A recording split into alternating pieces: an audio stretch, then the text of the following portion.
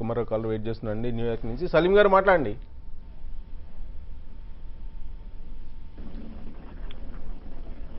సలీం గారు మాట్లాడండి. నమస్తే చంద్రశేఖరరావు గారు. నమస్కారం సలీంజీ, చెప్పండి. సార్ నాకు రెండు విషయాలు అండి. మొదటిది, మన భారతదేశము స్వతంత్రంగా గణతంత్ర లౌకిక రాజ్యం అండి, ప్రజాస్వామ్యంలో ఉన్నాం. ఇటువంటి తరుణంలో మీరు మేము భగవద్గీతను తక్కువ చేసి మాట్లాడటం కాదు, కాకపోతే ఏంటంటే మీ సంకుచిత స్వభావాన్ని అది బయటపడుతుంది. ఎందుకంటే ఒక పర్టికులర్ దేశానికో పర్టికులర్ కమ్యూనిటీకో భగవద్గీత మీరు చెప్పినట్లు దాన్ని జాతీయ గ్రంథంగా మీరు వ్యక్తీకరిస్తున్నారు. అదే కనుక నిజమైతే రేపు పాకిస్తాన్ లో ఇప్పుడు ఖురాన్ జాతీయ గ్రంథంగా వాళ్ళు వర్ణించారా, లేదా న్యూయార్క్ లో మన అమెరికాలో బైబిల్ జాతీయ గ్రంథంగా వ్యక్తీకరిస్తారు? ఇటువంటి గ్రంథాలు ఒక పర్టికులర్ సమాజానికో లేదా ఒక జాతికో ఉన్నటువంటి కాదు. రెండోది, మీ వ్యవహార శైలి చూసినట్టయితే మీ పార్టీ వ్యవహార శైలి మీదంటే మీది కాదు.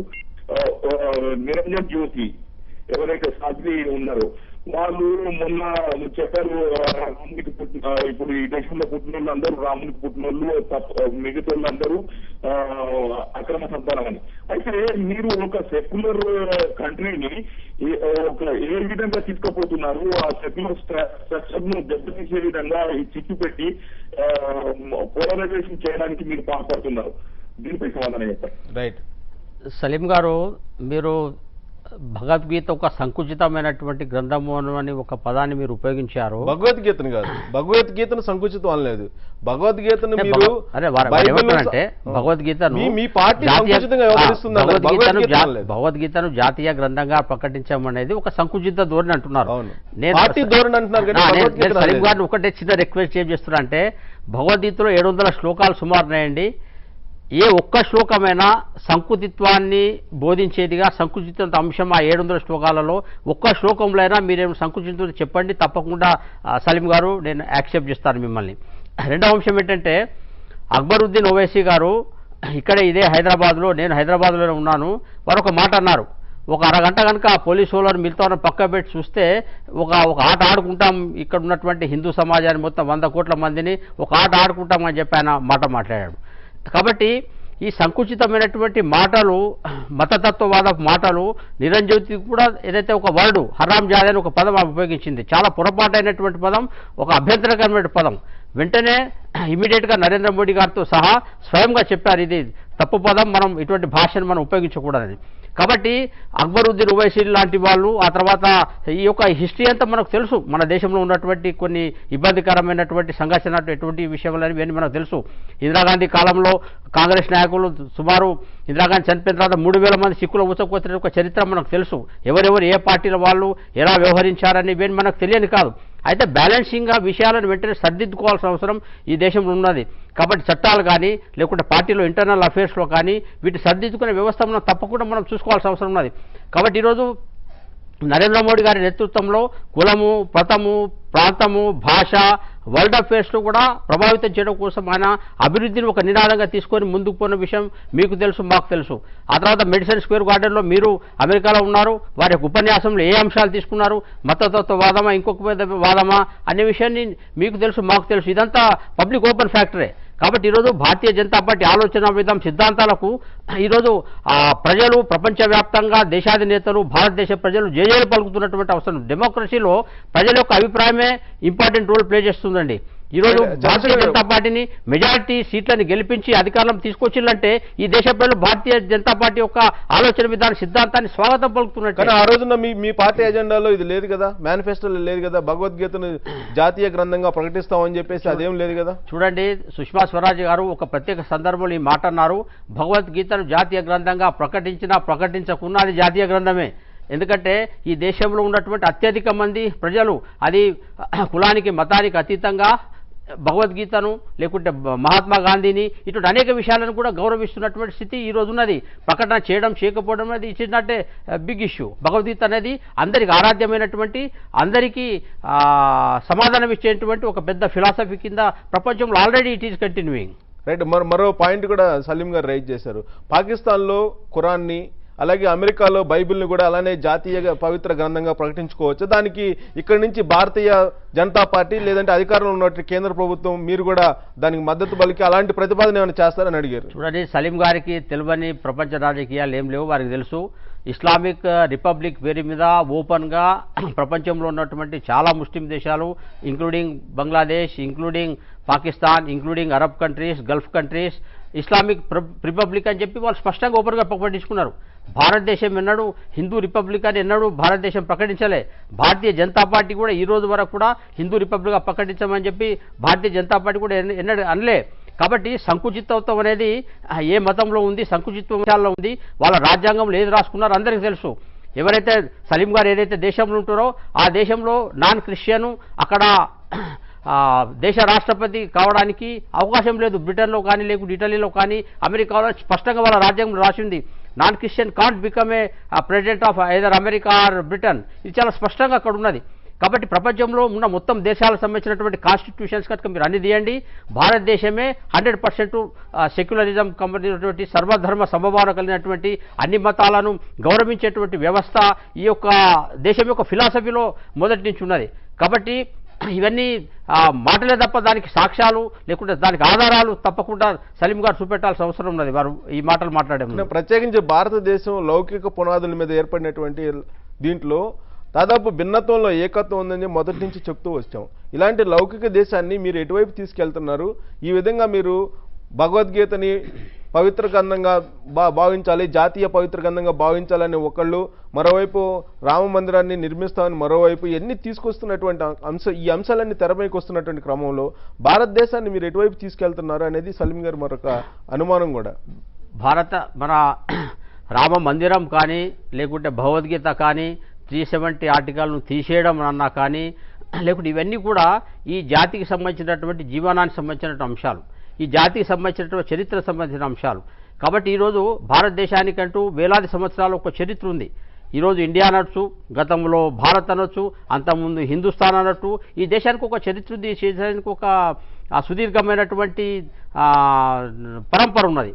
కాబట్టి వీటన్నిటిని కూడా మనం చూసుకొని మనం ఆలోచించాల్సిన అవసరం లేదు. ఆ రకంగా ప్రతి దేశానికంటూ చరిత్ర ఉంది.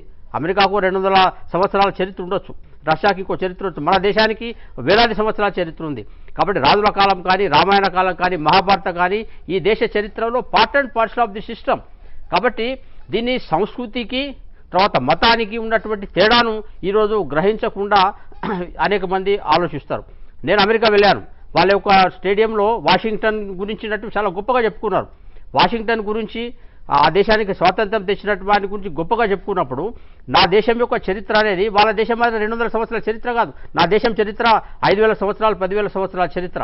రాముడు అనేవాడు ఈ దేశంలో పుట్టినటువంటి వ్యక్తి, అత్యంత ఆదర్శమైనటువంటి పర్సనల్ లైఫ్ ఉన్నటువంటి వ్యక్తిగా అతని యొక్క జీవితం మనం చూసినాం. కాబట్టి అతని యొక్క జీవితంలో నైతిక విలువలు, అతని జీవితంలో వ్యవహరించినటువంటి మంచి విషయాలు, దాన్ని ఒక ఆరాధ్య దైవంగా ఈ దేశ ప్రజలు మొదటి నుంచి చూశారు. కాబట్టి వేలాది సంవత్సరాల క్రితం రామాయణం యొక్క వాల్యూస్ను ఈరోజు కూడా ప్రజలు చాలా ఆసక్తిగా ఉత్సాహంగా ఆ దేవుణ్ణి పూజిస్తారు, ఒక మహాపురుషునిగా అతను కొలుస్తారు.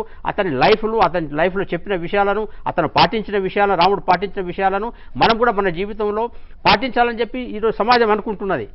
దీనికి రాజకీయానికి సంబంధం లేదు, దీనికి పొలిటికల్ పార్టీకి సంబంధం లేదు.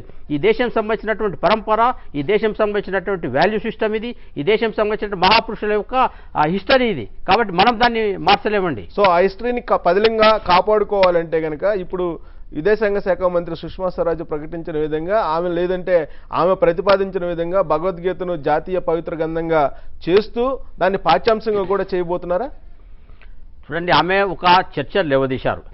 భగవద్గీతను జాతీయ గ్రంథంగా ప్రకటించాలి అని చెప్పి ఆమె డిమాండ్ చేశారు. ఆమె ఏదైతే ఒక సమ్మేళనానికి వెళ్ళారో ఆ సమ్మేళనంలో అనేక మంది ఆ విషయాన్ని అడిగారు. ఆమె కూడా ఆ విషయానికి విభేదించకుండా దాన్ని యాక్సెప్ట్ చేస్తూ ఆమె తన అభిప్రాయాన్ని కూడా తను చెప్పారు. ఇది భారతీయ జనతా పార్టీ సంబంధించినటువంటి కేంద్ర ప్రభుత్వం ప్రకటించినట్టు అంశం కాదు. చాలా కీలకమైనటువంటి మంత్రి, ఆమె మంత్రి జాతీయ గ్రంథంగా ప్రకటించాలి, జాతీయ గ్రంథంగా గుర్తించాలి అన్నప్పుడు దాని శానిటీ లేకుండా ఎలా ఉంటుంది? తప్పకుండా అండి. జాతీయ గ్రంథంగా గుర్తించదగినటువంటి ఆ పూర్తి లక్షణాలు ఆ గ్రంథంలో ఉన్నాయనే విషయం చెప్పుకున్నారు. మేము కూడా దానికి 100% యాక్సెప్ట్ చేస్తున్నాం. అది జాతీయ గ్రంథానికి కావాలి లక్షణాలు దాంట్లో లేవు, దాంట్లో తప్పులు ఉన్నాయి, యాంటీ సెక్యులరిజము అనే అంశాలు ఏమైనా ఉంటే నిరూపించాల్సిన అవసరం ఉన్నది. నేను ఛాలెంజ్ చేస్తున్నా, ఆ ఉన్నటువంటి 700 శ్లోకాలలో ఒక్క శ్లోకమైనా యాంటీ నేషనల్ కానీ, యాంటీ రిలిజియన్ కానీ, సంకుచితమైన ధోరణి కానీ, సంబంధించినటువంటి భగవద్గీత ఒక్క శ్లోకంలో ఉన్నదాని కనుక నిరూపిస్తే ఎటువంటి విషయాలకన్నా మేము సిద్ధం. అవన్నీ దాంట్లో శ్లోకాల్లో ఏముంది, దాంట్లో వేరే మతాలను వ్యతిరేకిస్తుందా, ఈ అంశాలను పక్కన పెడితే ఇవాళ కేంద్ర మంత్రి ప్రకటించిన విధంగా దాన్ని జాతీయ పవిత్ర గ్రంథంగా ప్రకటించడం వరకే పరిమితం అవుతారా, లేదంటే దాన్ని పాఠ్యాంశంగా కూడా దాన్ని మలిచేటువంటి ఆలోచన ఏమైనా ఉందా? చూడండి, పాఠ్యాంశం అనేది సమయం సందర్భాన్ని బట్టి మనం ఈ దేశంకు ఏదైతే వాల్యూస్ను డెవలప్ చేసుకోవాలన్నప్పుడు అటువంటి లిటరేచర్ని ఎలాగో మనం తీసుకురాక తప్పదు. కాబట్టి సమయానుగుణంగా కాలానుగుణంగా మనకు మారుతుంటుంది. ఉదాహరణకు ఎవరైతే వారు సలీం గారు ఇప్పుడే అడిగినట్టుగానే అదే అమెరికాలో సెటాన్ యూనివర్సిటీ అని ఉంది, SETON, Seton hill university new జెర్సీలో ఉన్నది. వాళ్ళు భగవద్గీతను they have become a compulsory subject in there university. చాలా మంది, వందలాది మంది, వేలాది మంది విద్యార్థులు పోయి అక్కడ చదువుతున్నారు. మీరు ఆ సెటాన్ యూనివర్సిటీకి న్యూ జెర్సీలో వెళ్ళండి, ఎందుకు మీరు ఈ భగవద్గీతను ఇట్లా పెట్టారు అడగండి. కాబట్టి ఈరోజు వాళ్ళకు నచ్చింది. ఇప్పుడు అతను యోగా అనేది Indian tradition. Yoga is nothing but it was speech given by lord Krishna in the Bhagavad Gita. కాబట్టి ఈ యోగా అనేది నరేంద్ర మోడీ గారు చెప్పారు జూన్ 21ని తప్పకుండా గీతా జయంతి సందర్భంగా దీన్ని ఒక ఇంటర్నేషనల్ యోగా దివస్గా చేయాలని చెప్పి అన్నారు. చాలామంది దేశాలు ఆల్రెడీ సిగ్నేచర్స్ పెట్టేశాయి. ఎందుకంటే నేను కూడా ఈ మధ్యన అమెరికా పర్యటన వచ్చినప్పుడు సలీం గారు, నేను మీ ఎయిర్పోర్ట్లో చూశాను, అమెరికా ఎయిర్పోర్ట్లలో మీరు యోగా చేయాలనుకుంటున్నారా, పలానా టర్మినల్లో పలానా రూమ్లో యోగా సంబంధించినట్టు అన్ని ఫెసిలిటీస్ ఉన్నాయి, మీరు అక్కడ పోయి యోగా చేసుకోవచ్చు అని. నేను భారతదేశంలో ఏ ఎయిర్పోర్ట్లో నేను చూడలేదు.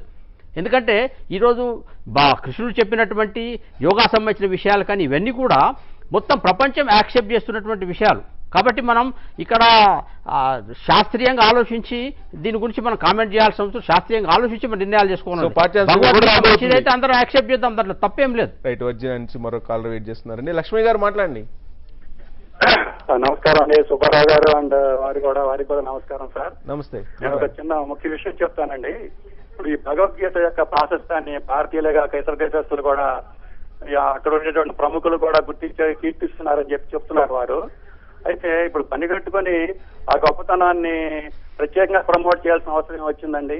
తర్వాత రాముడు కానీ కృష్ణుడు కానీ దేవుళ్ళు, అలాంటి దేవుళ్ళను కానీ గాంధీ గారు లాంటి మహాపురుషుల యొక్క గొప్పతనాన్ని కొత్తగా ఏం పరిచయం చేస్తారు ప్రపంచానికి? వీళ్ళు ఇంతకుముందు ఎవరు పరిచయం కాలేదా, లేకపోతే వాళ్ళని ఎవరు పూజించలేదా? అట్లాగే అసలు బీజేపీ పరిపాలనను మీరు సంపూర్ణంగా సమర్థిస్తున్నారా, లేక విహెచ్పి RSS భావజాలాన్ని మీరు బీజేపీ ద్వారా ప్రవేశపెడుతున్నారా? అసలు విహెచ్పి RSS బీజేపీ సంబంధాలు ఏంటి వివరించండి. ఇప్పుడు మీరేంటంటే అమెరికా, ఇంగ్లాండ్, ఆసియాలో లాంటి దేశాలలో ఇలాంటి దేశాల్లో ఇతర మతస్థులు కూడా ఉద్యోగాలు చేస్తున్నారు ఇతర దేశాల నుంచి వచ్చి. కానీ వాళ్ళు ఎవరు కూడా అభద్రతా భావం ఫీల్ అవ్వరు మత విషయంలో.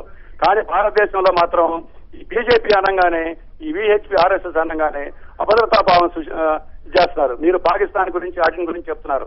అంటే మీరు పాకిస్తాన్ని, ఇండియాని తీసుకెళ్లి పాకిస్తాన్ తో మీరు చేయగలుగుతున్నారా, పోలుస్తారా, అలాగే ఉండమని కోరుతున్నారా ఏంటి మీరు? అలాగే ఓవైసీ గురించి మాట్లాడుతున్నారు. ఓవైసీని ఎవరు భారతీయులు ఎవరు సమర్థించరు. ఓవైసీనే కాదు, బీజేపీని కూడా ఇట్లాంటి విషయాల్లో సమర్థించరు. విహెచ్పిని మీరు ఈ విషయంలో మీరు ఇతర మతస్థులనే కాదు, అసలు మన మతస్థుల్ని, నేను హిందువునే, హిందూ మతస్థులను కూడా మీరు చాలా అయోమయానికి, అభద్రతా భావానికి గురి చేస్తున్నారు. భారతదేశం అనేది ఈ రకంగా మీరు పైకి తీసుకోవాలనేది మాత్రం చాలా తప్పుడు విధానం, అది పద్ధతి కాదని నేను విచారం వ్యక్తం చేస్తున్నాను మీ విషయంలో మాత్రం. రైట్ లక్ష్మణ్ గారు. చూడండి లక్ష్మణ్ గారు, ఈ మధ్యనే అమెరికా డల్లాస్లో నేను వచ్చినప్పుడు మహాత్మా గాంధీ యొక్క చాలా పెద్ద విగ్రహావిష్కరణ అక్కడ జరిగింది. అనేక మంది అమెరికా జాతీయులు, అక్కడ ఉన్నటువంటి అమెరికన్ సంబంధించిన సెనేటర్సు, ఎంపీలు, అక్కడ ఉన్నటువంటి మేయర్ వాళ్ళందరూ వచ్చారు. నేను కూడా ఆ కార్యక్రమంలో పార్టిసిపేట్ అయ్యాను. ఒక మహాపురుషుని గతంలో ఆయన యొక్క స్టాచ్యూ అక్కడ ఎందుకు పెట్టలేదు, ఈ రోజు ఎందుకు పెట్టారు, దీనికి అర్థం లేదండి. ఎందుకంటే అనేక సందర్భాలు అనేక మంది వ్యక్తుల గురించినటువంటి రకరకాల కోణాలు లక్ష్మీ గారు ఉద్దేశం ఏంటంటే, చంద్రశేఖర్ గారు, ఇప్పుడు మహాత్మా గాంధీ, భగవద్గీత వీటన్నిటిని మీరు ప్రత్యేకించి దాన్ని ప్రాచుర్యంలోకి తీసుకురావాల్సినంత అవసరం లేదు. వాటి ప్రాశస్త్యత కానీ ప్రాముఖ్యత కానీ అందరికీ తెలుసు. కానీ బీజేపీ ఒక రకంగా RSS అలాగే విహెచ్పి భావజాలాన్ని అందిపుచ్చుకుంటుందేమో, దానివల్ల మిగతా మతస్థులు కొంత అభద్రతా భావానికి ఫీల్ అవుతున్నారు అనేది లక్ష్మీ గారి అభిప్రాయం. అసలు బీజేపీ అధికారంలో రావడానికి కారణమే బీజేపీ ఐడియాలజీ అండి. లక్ష్మణ్ గారు, ప్రతి పార్టీ తన యొక్క ఆలోచన విధానాన్ని మేనిఫెస్టో ద్వారానో, ఉపన్యాసాల ద్వారానో, పాలసీల ద్వారానో, తీర్మానాల ద్వారానో ప్రజల ముందు పెడుతుంది. డెమోక్రసీలో ప్రజలకు మనం చెప్పుకున్న తర్వాత ప్రజలు ఏ ఐడియాలజీని, ఏ ఆలోచన విధానాన్ని ప్రజలు యాక్సెప్ట్ చేస్తారో వాళ్ళకు అధికారం ఇస్తారు. ఈరోజు భారతదేశంలో 330 పైన 40 పైన ఎంపీలకు సంబంధించిన సంఖ్యను భారతీయ జనతా పార్టీకి, ఎన్డీఏకు ప్రభుత్వం ఇచ్చి ఈ దేశ ప్రజలు ఎవరైతే ఉన్నారో మెజారిటీ ప్రజలు భారతీయ జనతా పార్టీ యొక్క ఆలోచన విధానానికి, ఫిలాసఫీకి, ఐడియాలజీకి వాళ్ళు స్టాంప్ వేశారండి. దీంట్లో మనం డెమోక్రసీలో ప్రజల యొక్క ఆశలు, ఆశయాలు, అభిప్రాయాలు ఎలా ఉన్నాయనేది మనం గ్రహించుకోవాల్సిన అవసరం ఉన్నది. ఇదే రకంగా కాంగ్రెస్ పార్టీ కానీ, కమ్యూనిస్ట్ పార్టీలు కానీ, అనేక రీజనల్ పార్టీస్ కానీ ప్రజల ముందు ఉంచాయి. ప్రజలు మిగతా వాళ్ళందరినీ రిజెక్ట్ చేస్తున్నారు, భారతీయ జనతా పార్టీని ఎందుకు యాక్సెప్ట్ చేస్తున్నారు, ఇది ప్రజల అభిప్రాయం.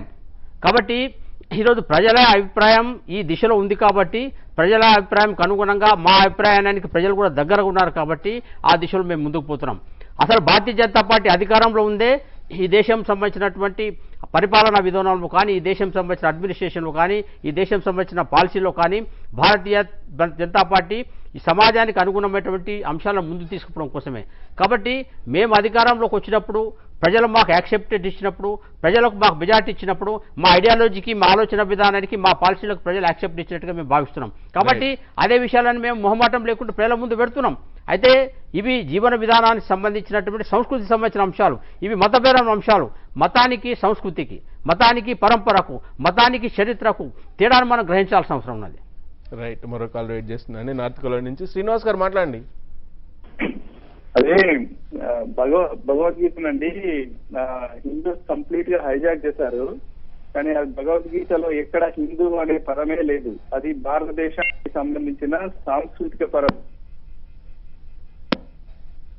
శ్రీనివాస్ గారు మాట్లాడండి. హలో, వినిపించట్లేదు, మాట్లాడండి. నా పేరు శ్యామ్ సుందర్ అండి, నేను కొలరాడో నుంచి మాట్లాడుతున్నాను. శ్యామ్ సుందర్ గారు, go head. Can I speak? చెప్పండి శ్యామ్ సుందర్ గారు. Hello, can I speak? చెప్పండి. I think the discussion is going really tangential. I think there should be a separation of church and state. As you can hear from most of the callers who are calling from the United States, they want the separation of church and state. So I think this is the answer you are going to get. It's a weak point for your guest to support his views, because most of us here believe that because we know Gita is a great text, but it has been branded as a Hindu book. I agree with the guest. It's a great book, but it has been branded as a Hindu text. So it will be very hard for educated people, at least in the West, to accept that to be declared as a national book. So you're not going to get anything more than this, I think. Thank you. Right. So భగవద్గీతని ఒక hijack చేస్తున్నారు అనేటువంటి feeling అక్కడ కూడా కలుగుతుంది. హిందువులకు సంబంధించినటువంటి గ్రంథమే కాదు అది, అక్కడెక్కడ కూడా హిందువుకు సంబంధించినటువంటి. శ్యామ్ సుందర్ గారు చెప్పిన దానికి నేను 100% దీనికి ఏకీభవిస్తున్నా. మేము కూడా అదే చెప్తున్నాం. ఇది మతపరమైన అంశం కాదు, ఇది ఒక లైఫ్ సంబంధించినటువంటి ఫిలాసఫీ సంబంధించిన అంశం. ఈ దేశానికి, ఈ ప్రపంచ మానవాళికి ఉపయోగపడే అనేక రకాల అంశాలు భగవద్గీతలో ఉన్న అంశాన్ని మేము చెప్తున్నాం. అందుకోసమే దీన్ని మతాలకు, కులాలకు అతీతంగా దీన్ని ఒక జాతీయ గ్రంథంగా, జాతీయ గ్రంథం అంటే మొత్తం భారత జాతికి ఉపయోగపడేటటువంటి అంశం కింద తీసుకొని మనం అన్నాం. కాబట్టి శ్యామ్ సుందర్ గారు చెప్పిన దానికి నేను 100% దాన్ని నేను యాక్సెప్ట్ చేస్తున్నాను. కానీ అదేదో బీజేపీకి సంబంధించింది, కేవలం హిందువులకు సంబంధించింది అనేటువంటి భావం కలిగించారు కదా, అది చాలా పొరపాటు అండి. ఇప్పుడు రామాయణ మహాభారతాలు కానీ, లేకుంటే ఉపనిషత్తులు కానీ, లేకుంటే అనేక రాజుల యొక్క పరంపర కానీ, భారతదేశం సంబంధించినటువంటి టెంపుల్స్ కానీ, ఆ తర్వాత ఇక్కడ ఉన్నటువంటి ఆచార వ్యవహారాలు కానీ, ఇక్కడ ఉన్నటువంటి పండుగలు కానీ, ఇవన్నీ ఈ దేశం సంబంధించినటువంటి రకరకాల కాలం నుంచి వచ్చినటువంటి ఒక జీవన విధానము, లైఫ్ స్టైలు, సంస్కృతి సంబంధించిన, పరంపర సంబంధించిన అంశాలండి. కాబట్టి ప్రతిదానికి మతానికి ముడిపెట్టడం అనేది చాలా పొరపాటు. సంక్రాంతి పండుగ ఉంది, బతుకమ్మ పండుగ ఉంది, ఇవన్నీ ఈ సంస్కృతి సంబంధించినటువంటి భాగాలు ఇవన్నీ. కాబట్టి ఈ తేడాను మనం అర్థం చేసుకోవాల్సిన అవసరం ఉన్నది. కాబట్టి ప్రతిదానికి మఠానికి ముడిపెట్టి దాన్ని కాంట్రవర్సీ చేయడం అనేది ఈ సూడో సెక్యులర్స్ కురాన్ నైతికవాదులకి ఇది ఒక అలవాటు అయిపోయింది. కాబట్టి ఈ what is the difference between culture and religion, what is the difference between పరంపర and religion, what is the difference between religion and life style, what is the difference between religion and history, ఇవన్నీ మనం స్పష్టంగా అర్థం చేసుకోకపోవడమే దీనికి సంబంధించిన ఒక ముఖ్యమైన అంశం. హిందుత్వం అనేది మేము మొదటి నుంచి చాలా స్పష్టంగా చెప్పాం, ఇది ఒక జీవన విధానం, it is not a religious aspect, ఇది ఒక లైఫ్ స్టైల్.